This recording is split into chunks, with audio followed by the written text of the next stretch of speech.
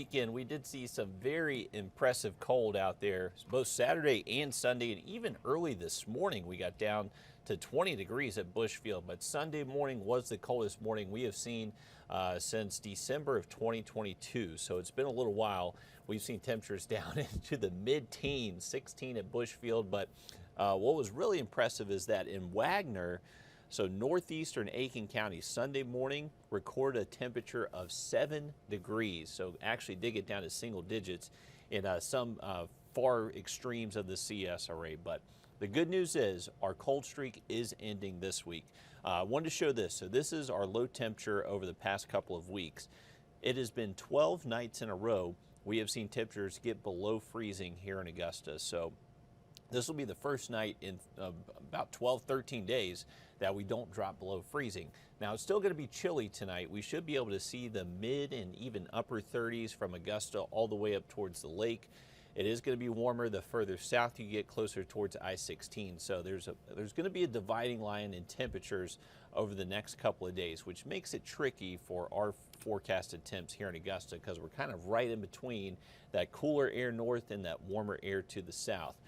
So we refer to this as the wedge. So whenever we get an easterly wind flow, it just kind of pins cold and dry, denser air up against the Appalachian Mountains, and it leads to just this very localized cooler air mass around the I-85 corridor, and that kind of works its way into the northern CSRA. So you can see for places like Washington and Saluda, their high temp tomorrow is going to be near 53, but it's going to be close to 10 degrees warmer for places like Swainsboro, Millen, Sylvania, Allendale, Bamberg, and Barnwell. So here in Augusta, we're right in the middle. So we could stay in the 50s. Maybe if it is able to nudge a little bit further north, we could briefly hit 60. But right now we're going with highs upper 50s tomorrow here in town. Another part of the forecast tomorrow is some rain. So what's happening right now is that we have this system. I'll kind of draw the fronts on as we talk about this. So what's going to be happening as we head into tonight is basically there's a warm front with this system. So that's kind of what's setting off those showers near that front. Now this is going to be trying to lift north into the region. We have a good steady kind of easterly flow happening right now with high pressure centered right here. So this is just kind of continuing that clockwise flow and pushing that easterly wind. Now, as this warm front tries to lift north, it's going to be running into this just kind of colder, drier, denser air mass. So we're most likely not going to see the warm front lift all the way into the region tomorrow, but it should happen by Wednesday. But for tonight, we are seeing just kind of cloud cover advancing ahead of this front. So it's going to be pretty cloudy once we get into tonight. And you can see waking up tomorrow morning, upper 30s in the northern CSRA, but 40s for areas around I-20 and south. There is going to be some rain tomorrow morning. Doesn't necessarily look like a lot of measurable rainfall, but enough to just kind of impact that morning commute. So a few raindrops on the windshield, slick spots on the roads, that type of stuff, but should be manageable, nothing too crazy, and it should be out of here by around lunchtime Tuesday. Later tomorrow afternoon, once again with that easterly wind flow, it's going to create a kind of a pretty big temperature divide across the area, but we are expecting to stay generally cloudy, so not a lot of sunshine in our forecast for tomorrow.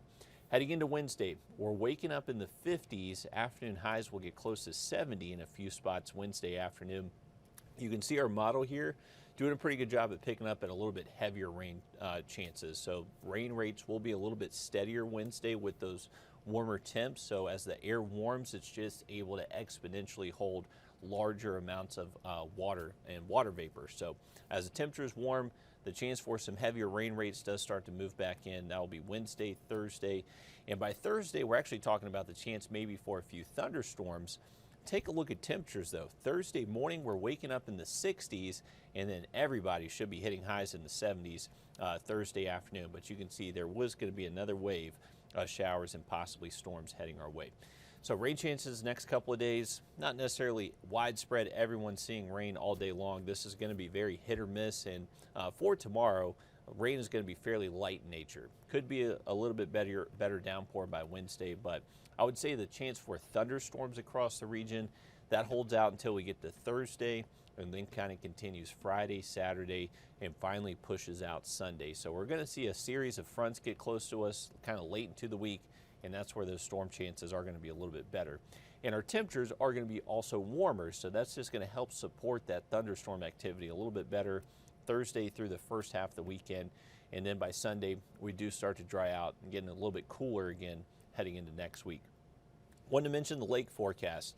So with the very cold temperatures out there this weekend, lake temps are currently in the upper 40s, 47 degrees was the latest observation at Plum Branch Yacht Club. So these lake temps will likely be going up this week. We're obviously going to see a lot warmer nights, warmer days. There's also going to be rain falling, so that can help kind of mix up the water a little bit. But the lake level is actually getting close to the summer full pool level, believe it or not.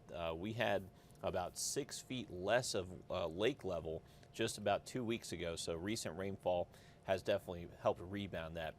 Overall, I think good fishing weather the next couple of days. Clouds are going to be around, wind's not going to be excessively breezy, and then we're going to have some rain chances, so just make sure you're bringing the rain gear if you're fishing the next couple of days, but looks manageable. You don't have to worry about storms, at least until we get to Thursday. But this is going to be our pattern. We're just going to see a series of lows and fronts kind of push southwest to northeast across the region. So this is going to bring us a chance for showers tomorrow morning. The warm front finally gets north of us by Wednesday, a little bit better opportunity for some heavier rain. We're ahead of this next cold front by Thursday, so there's our opportunity maybe for some thunderstorms. That kind of skirts off towards the north and keeps our thunderstorm chances in play Friday. And then a little bit stronger system shows up Saturday, and then all that should clear out as we head into Sunday. So a quick look ahead, or just an early look ahead to the weekend. If you're trying to pick one of 2 days to get outside, Saturday looks pretty stormy, but Sunday does look relatively drier. It's going to be a warmer Saturday, most likely seeing highs in the low 70s. Sunday, upper 60s, still not bad whatsoever. With the thunderstorm risk, late into the week, Thursday, Friday, Saturday, doesn't look like we're really going to have a lot of ingredients for severe weather. So that is good news. We're bringing back chance for storms, but it doesn't look like necessarily strong storms that we have to worry about. So we're hoping that doesn't change forecast-wise. But you can see for the next several days, temperatures are going to feel a lot warmer, but you're also going to need to have that umbrella close by too. But hopefully you had a good start to the work week. We'll have another update coming up on News 12 at 11.